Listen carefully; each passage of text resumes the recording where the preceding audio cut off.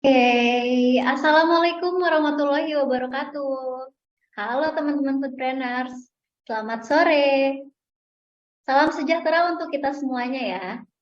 Ini sambil dicek suara aku masuk nggak ya? Boleh kalau misalkan ada suara yang nggak masuk, boleh di chat. Oke, aman ya? Oke, teman-teman Foodpreneurs, gimana nih kabarnya sore hari ini? Semoga teman-teman Foodpreneurs sehat selalu dan urusannya selalu diberikan kelancaran ya.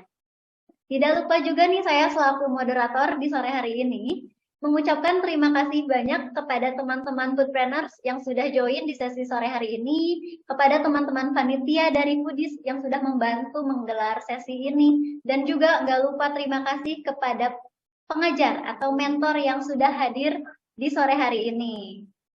Baik teman-teman, sebelumnya perkenalkan nama saya Balkisa Asyifa sebagai Social Media Officer dari Foodies yang akan memandu sesi online grup mentoring sekolah bisnis kuliner kali ini. Nah, teman-teman, untuk mengawali sesi SBK mentoring sore hari ini, ada baiknya kita memulai dengan berdoa agar kegiatan kita berjalan dengan lancar tanpa kendala dan pastinya nanti ilmu-ilmu yang disampaikan oleh mentor kita sore hari ini bisa terserap sepenuhnya oleh teman-teman semuanya ya. Oke, berdoa menurut agama dan kepercayaan masing-masing dipersilahkan.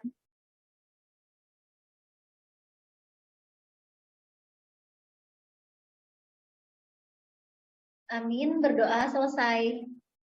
Oke, teman-teman, Foodpreneurs, sebelum kita melanjutkan kegiatan sore hari ini, kita sapa-sapa dulu nih teman-teman yang udah bergabung.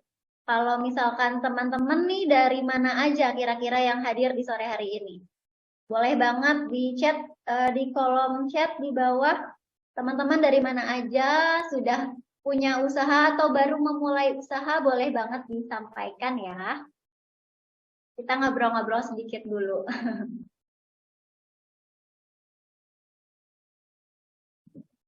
Oke. Wah, ini ada Kak Andi dari Lampung. Halo Kak Andi.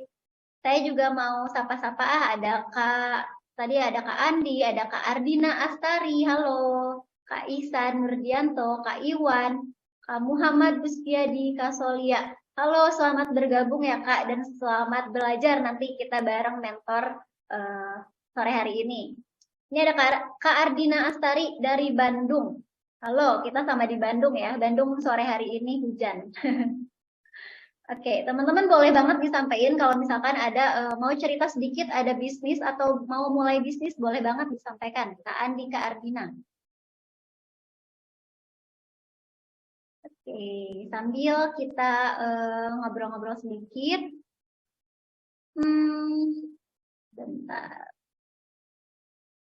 Ini ya, saya juga mau info ini buat teman-teman nanti yang mau bertanya atau punya banyak pertanyaan tentang bisnis kulinernya, nanti bisa banget teman-teman tanyakan langsung ke narasumber kita sore hari ini, karena selama kurang lebih 1,5 jam ya, 1,5 jam ke depan kita akan bersama-sama membedah permasalahan mengenai keuangan dan pajak. Nah, ini juga mungkin keuangan dan pajak ini Foodpreneurs mungkin alami ya di bisnisnya ya.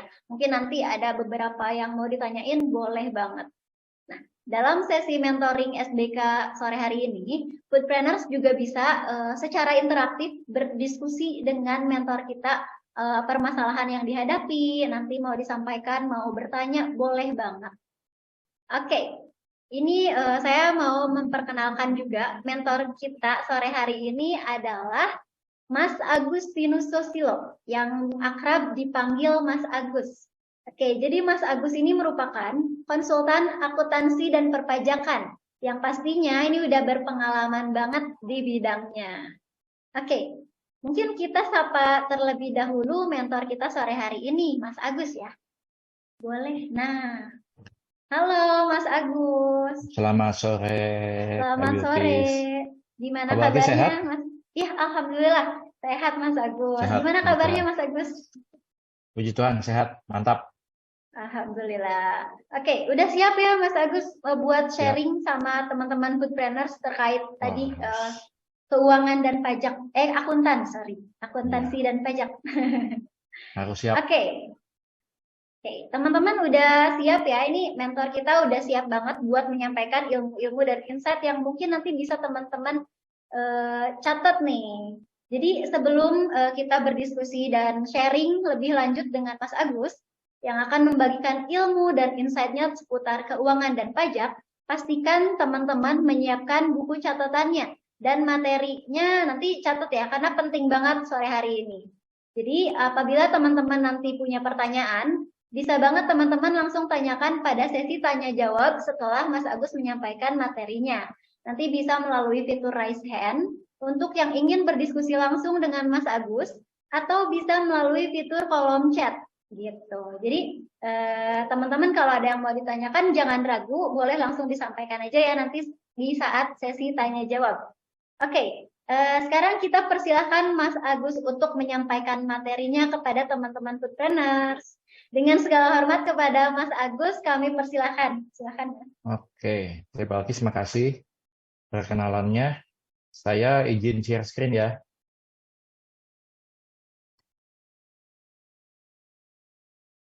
Oke, sudah terlihat? Sudah, Mas Agus. Sudah ya. Oke. Oke, kalau gitu saya mulai ya. Selamat sore teman-teman foodpreneur, salam sejahtera buat kita semua. Sore hari ini kita akan ngobrol dan bahas tentang laporan keuangan dan perpajakan ya, teman-teman foodpreneur. Semoga teman-teman foodpreneur bisa mendapatkan manfaat dari sesi mentoring pada sore hari ini. Dan kalau misalkan nanti ada yang mau ditanyakan, jangan sungkan, jangan ragu-ragu. Karena ya sebenarnya kalau misalkan cuma satu arah ya, teman-teman dikasih slide PPT dikirimin lewat email atau lewat WhatsApp group juga bisa beres. Tapi kalau misalkan ada pertanyaan pribadi atau mau cerita mengenai sempat terkendala satu atau dua hal terkait keuangan atau akuntansi dan perpajakan, silakan.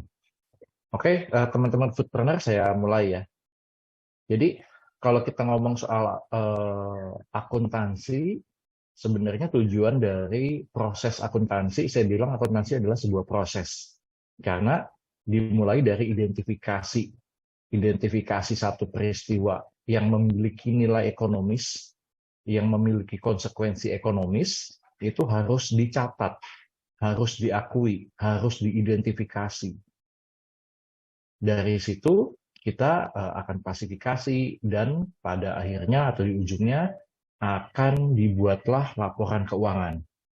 Laporan keuangan sebenarnya ada 4+1.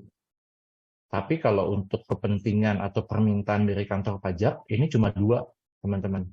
2-nya adalah laporan laba rugi yang di sebelah kiri, dan satu lagi yang di sebelah kanan, ini laporan posisi keuangan.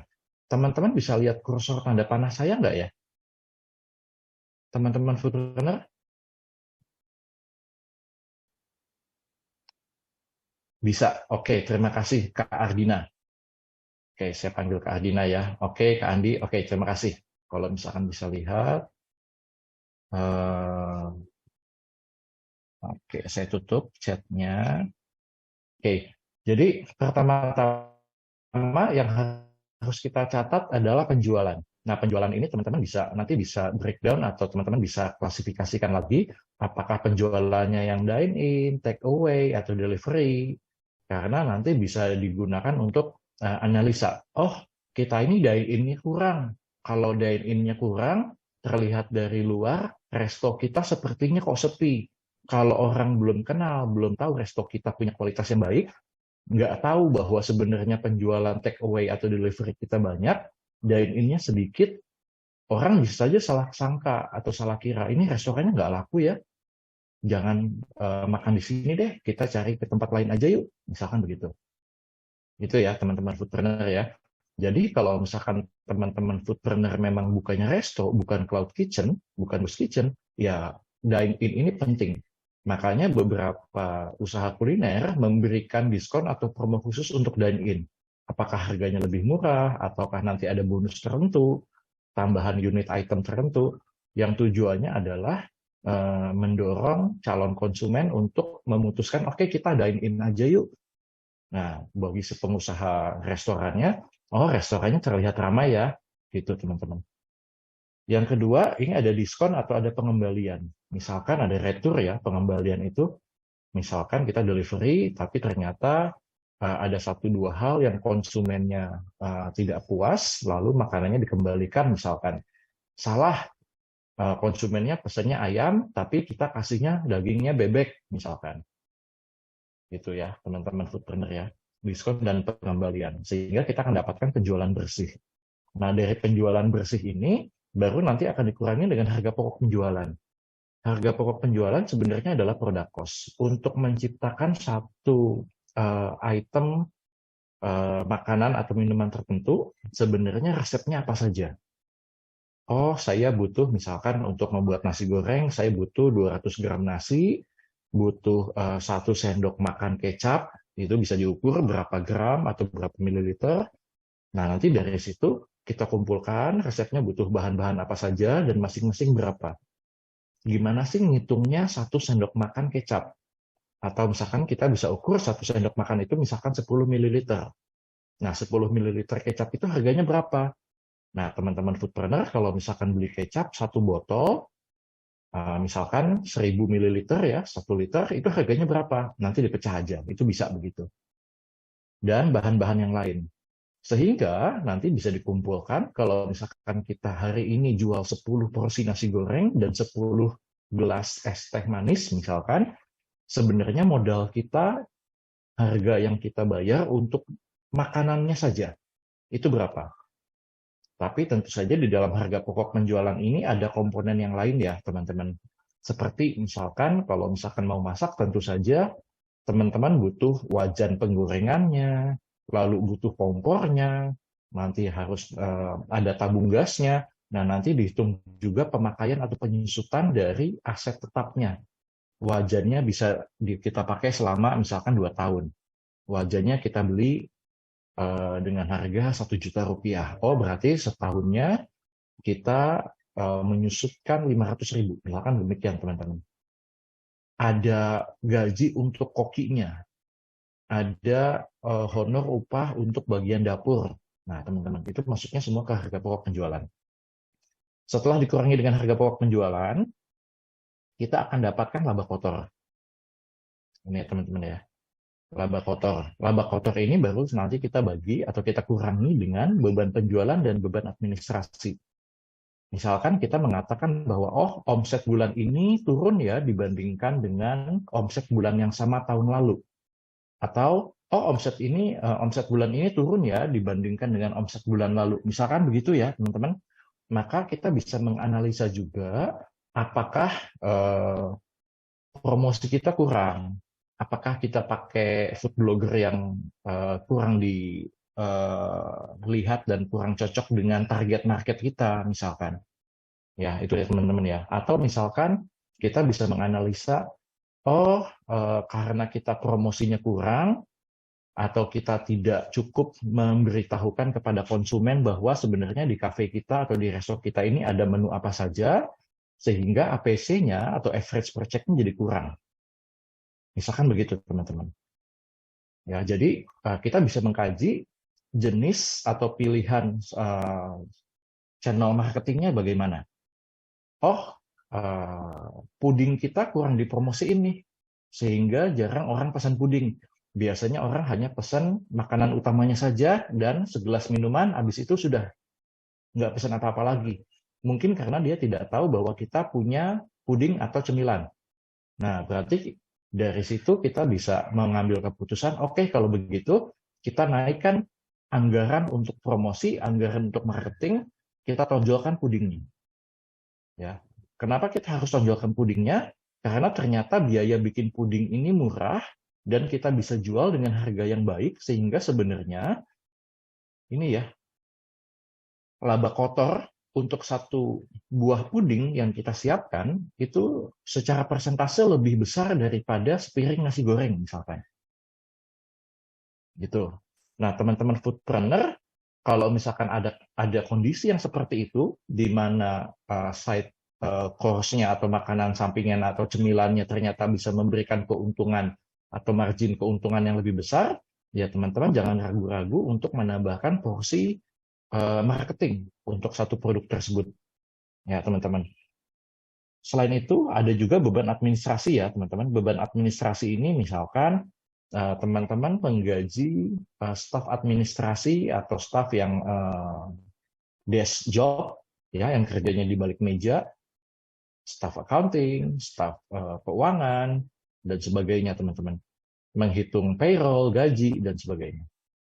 Nah, dari uang yang kita keluarkan, kita kumpulkan semuanya ke dalam beban penjualan dan beban administrasi. Dari situ kita akan mendapatkan laba usaha.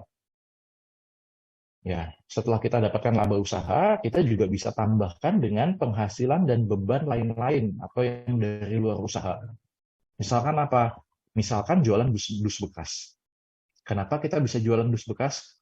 Misalkan kita kalau misalkan beli mentega, itu kita sekali beli 6 kaleng atau 6 dus. Nah, masing-masing dus atau kaleng kemasan kecil itu 6 kaleng atau 6 dus ternyata di repackage, dikemas lagi dengan satu dus coklat yang ukurannya besar. Nah, kalau misalkan kita mau pakai menteganya atau bahan makanan tersebut, dusnya jangan kita buang, dusnya kita simpan. Ya, 6 bulan sekali atau 4 bulan sekali, ketika dus bekas yang tidak terpakainya sudah banyak, ya sudah, kita kilo aja dus bekasnya. Nah, itu adalah penghasilan lain-lain, teman-teman foodpreneur. Kenapa kita tidak bisa klasifikasikan sebagai penjualan yang ada di paling atas ini? Karena kita usahanya kan F&B, bukan jualan dus bekas. Jadi jangan kita masukkan di bagian paling atas penjualan, karena jualan dus bekas ini bukan revenue stream kita, bukan inti dari usaha kita, teman-teman. Ya, misalkan teman-teman restonya ketika sedang persiapan, teman-teman butuh rice cooker atau magic jar, misalkan 4 biji. Lalu teman-teman beli 4 biji. Kemasan rice cookernya datang, 4 biji, ternyata ada bungkus atau dus yang lebih besarnya lagi. Jangan dibuang, teman-teman, kumpulin aja. Ya, taruh aja di gudang. Kita kumpulkan beberapa bulan, kita bisa jual. Ya. Beban lain-lain adalah beban yang harus kita keluarkan untuk mendapatkan penghasilan lain-lain. Karena kalau misalkan kita mau jual dus bekasnya, kita harus antar dus bekasnya ke tempat pengepul atau pengumpul dus bekas misalkan. Ya, itu ada biayanya lagi.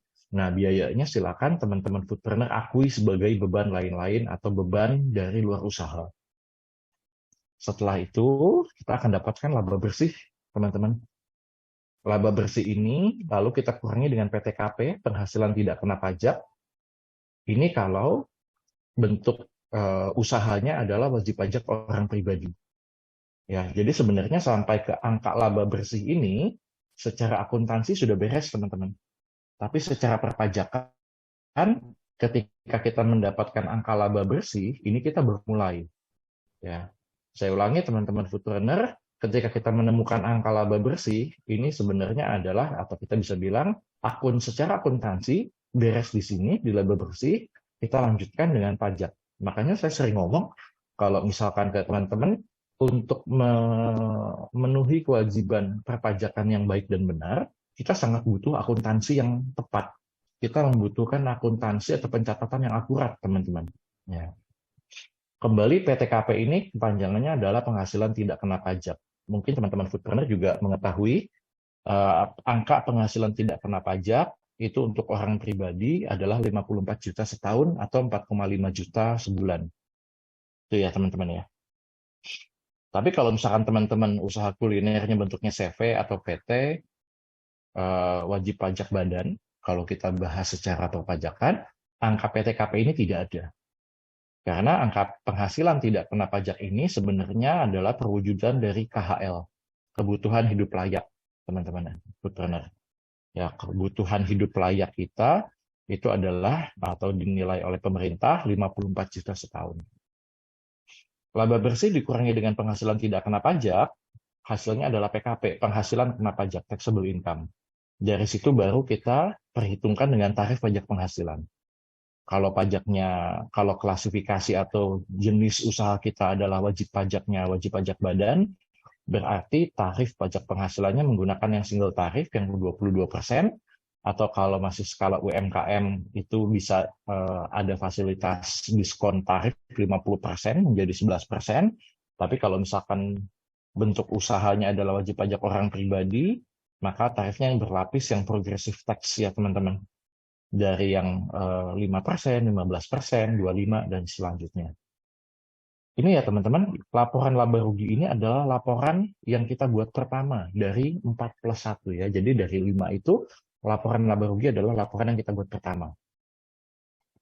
Dari laba bersih setelah pajak, karena pajak kan nanti akan kita bayarkan ke pemerintah, dari laba bersih setelah pajak nanti akan kita masukkan ke laporan perubahan modal. Dari laporan perubahan modal, kita akan membuat laporan yang ketiga, yaitu laporan posisi keuangan. Kenapa laporan perubahan modal ini tidak saya tampilkan? Karena tidak diminta sama otoritas pajak, teman-teman. Ya, yang diminta hanya laporan posisi keuangan, atau mungkin teman-teman familiar kenal dengan kata-kata atau istilah neraca yang harus seimbang antara kanan dan kiri, teman-teman. Ya, jadi ada dua sisi. Kita bisa buat neraca dengan format kanan dan kiri, angkanya harus seimbang, atau atas dan bawah. Sama, atas bawah harus seimbang. Jadi jumlah harta ini teman-teman, angkanya harus sama dengan kewajiban ditambah modal. Ya, jadi jumlah harta, saya ulangi, jumlah harta ini harus sama dengan jumlah kewajiban tambah modal, teman-teman. Apa itu kewajiban? Apa itu modal? Kewajiban adalah hutang. Kewajiban kita kepada pihak lain. Modal adalah uang sendiri, teman-teman. Ya, jadi intinya kalau kita punya harta itu secara garis besar ada tiga macam, teman-teman. Ada harta lancar. Harta lancar itu definisinya adalah harta yang bisa dalam jangka waktu 1 tahun berubah menjadi uang. Apa saja komponen harta lancar? Pertama tentu saja kas. Uang kas yang kita pegang di tangan, yang ada di brankas, yang ada di bank. Yang kedua itu harta tetap. Harta tetap itu yang kita bisa manfaatkan lebih dari 1 tahun. Seperti tadi, panci, meja, kursi, ya, peralatan dapur, gedung, kios, nah itu harta tetap, teman-teman. Manfaatnya bisa kita pergunakan lebih dari 1 tahun. Nah, itu kan ada wujudnya. Kalau harta tidak berwujud, tentu saja yang tidak ada wujudnya, yang merupakan hak atas kekayaan intelektual. Misalkan teman-teman punya resep, teman-teman sudah mendaftarkan merek dagang teman-teman di Dirjen Hak Atas Kekayaan Intelektual. Misalkan teman-teman Foodies Academy. Ya, Foodies Academy ini merek usaha Foodies ini sudah terdaftar di Direktorat Jenderal Hak Atas Kekayaan Intelektual, teman-teman. Jadi kalau misalkan teman-teman mau menggunakan nama Foodies, teman-teman harus izin dulu. Ya, itu misalkan teman-teman ya. Harta tidak berwujud. Jadi teman-teman apakah punya trademark? Biasanya di tulisan mereknya teman-teman di kanan atasnya ada tulisan TM, trademark, atau ada yang huruf C, copyright, gitu teman-teman ya. Gitu. Nah, jumlah hartanya berapa? Teman-teman, harta ini ketika kita peroleh, kita dapatkan, kita beli, kita akuisisi, itu uangnya dari dapat ngutang. Ya, kalau orang Sunda bilang dapat ngutang gitu ya, nganjuk. Karena kita utang, punya kewajiban, atau dari uang sendiri. Jadi secara sederhana, teman-teman, kalau kita ngomong neraca, kita kan ngomong 3 hal. Pertama adalah kita ngomong harta, kedua ngomong kewajiban, dan modal. Maka persamaan matematikanya adalah harta sama dengan kewajiban tambah modal. Kenapa? Karena pertanyaannya adalah untuk mendapatkan harta, uangnya itu uang kita sendiri, ya, modal, atau kita pakai uang orang lain. Itu namanya kewajiban. Di kewajiban, kita bagi menjadi 2, kewajiban lancar, artinya yang harus kita bayar, kita lunasi dalam jangka waktu 1 tahun. atau kewajiban jangka panjang. Artinya yang jatuh temponya harus kita lunasi masih tahun depan, lebih dari 12 bulan lagi. Itu kewajiban jangka panjang, teman-teman. Ya. Selanjutnya modal. Modal sendiri itu adalah jumlah modal atau uang yang kita tanamkan pertama kali kita buka usaha. Bisa juga ditambah, teman-teman. Atau misalkan teman-teman, ketika teman-teman merasa bahwa, oh saya kayaknya mau buka cabang kedua, tapi dari keuntungan usaha selama beberapa tahun ini masih kurang sedikit ya untuk buka cabang kedua. Saya mau nambahin dari uang saya sendiri. Nah, maka teman-teman nanti akan mengakui adanya setoran modal sendiri atau setoran modal. Atau teman-teman ngerasa, oh ya sudahlah saya ngutang aja ke bank. Berarti teman-teman ada kewajiban. Kalau ngutang ke bank biasanya kewajiban jangka panjang. Atau pinjam ke teman saudara, ya. Oke, 6 bulan lagi saya kembalikan. Nah, 6 bulan lagi berarti dalam jangka waktu 1 tahun, 12 bulan. Berarti itu adalah kewajiban lancar, teman-teman. Karena sudah harus dilunasi, dikembalikan, ditutup dalam jangka waktu 12 bulan. Ya.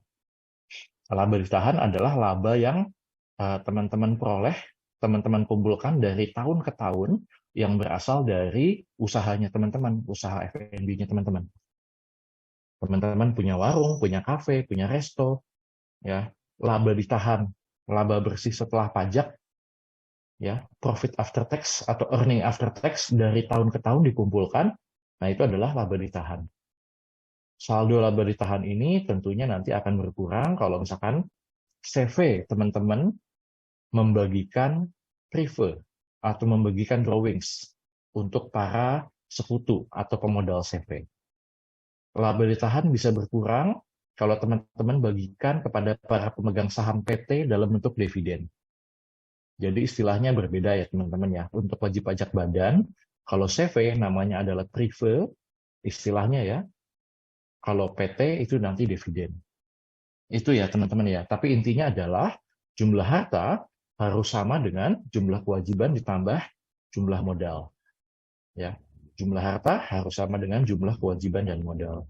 Harus seimbang, teman-teman. Nah, ini biasanya yang bikin anak-anak akuntansi atau tim teman-teman di bagian accounting lembur-lembur karena mencari selisihnya di mana ya? Karena angkanya nggak imbang atau angkanya nggak balance. Karena angkanya harus imbang, harus balance, maka namanya adalah balance sheet. Ya, lembaran keseimbangan gitu ya, teman-teman ya. Saya lanjutkan dulu teman-teman. Ini ada sepertinya ada satu informasi atau pertanyaan di kolom chat. Saya belum buka dulu.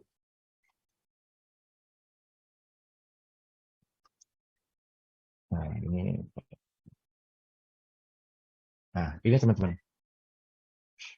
Ya, ini yang seperti tadi saya sampaikan. Ada 5 elemen laporan keuangan. Pertama kita buat laba rugi. Dari situ kita buat ada perubahan modal karena usahanya ada kerugian atau keuntungan. Dari situ baru laporan posisi keuangan atau neraca tadi. Habis itu kita buat laporan arus kas. Perbedaan dari ketiga laporan yang di awal ini dengan laporan arus kas, laporan ini sifatnya adalah accrual atau melihat transaksinya, esensi dari transaksinya, tanpa memperhatikan sudah ada lalu lintas uang atau belum. Kita beli barang, tapi kita ngutang. Berarti belum ada pembayaran, belum ada keluar uangnya. Nah, itu kita sudah harus akui secara accrual.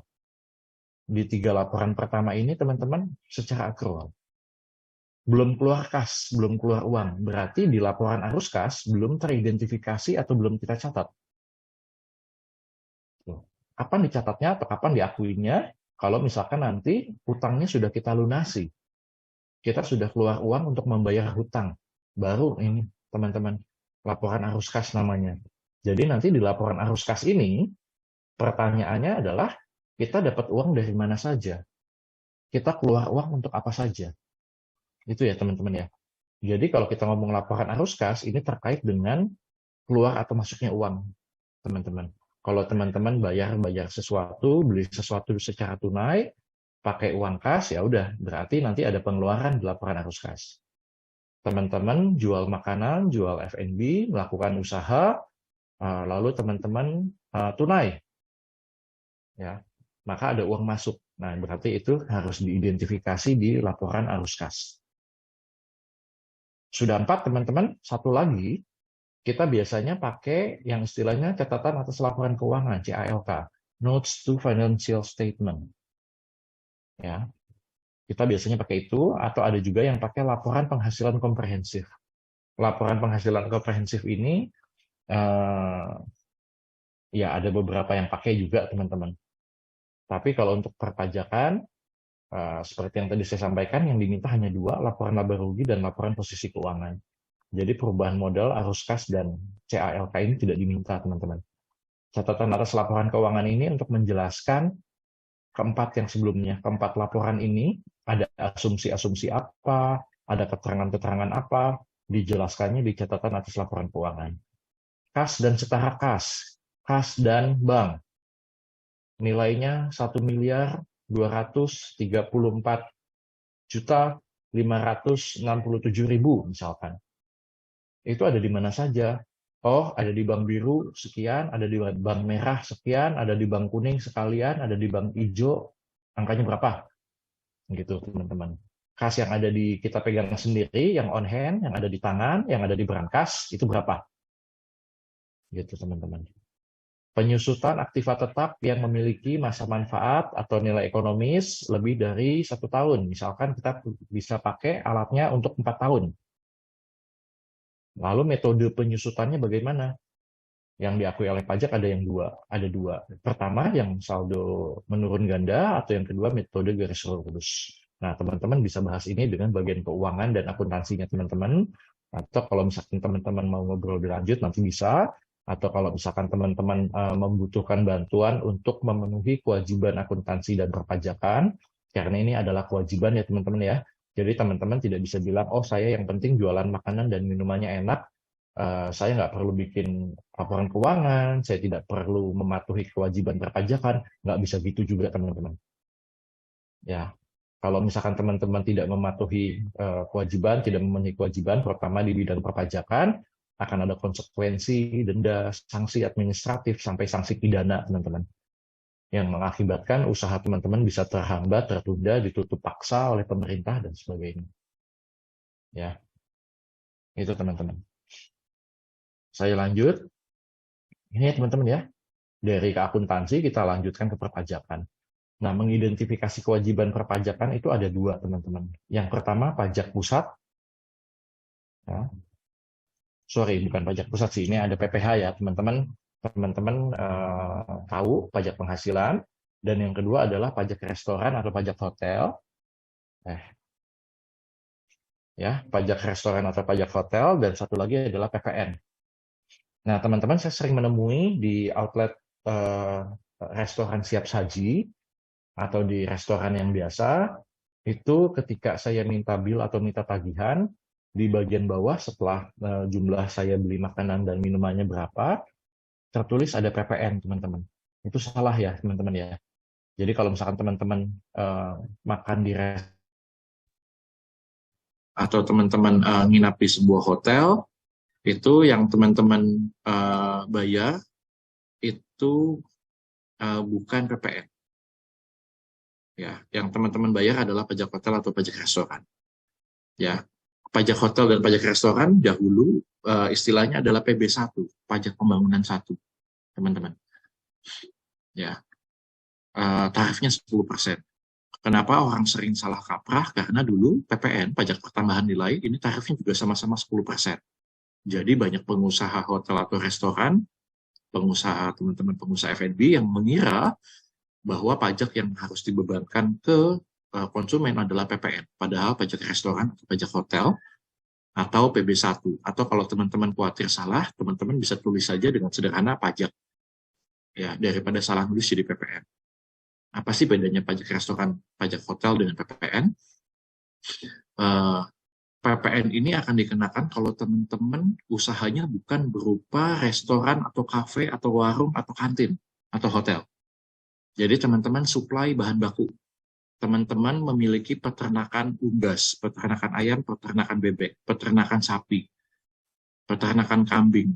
Teman-teman supply daging ke restoran. Maka itu teman-teman bukan pajak restoran atau pajak hotel.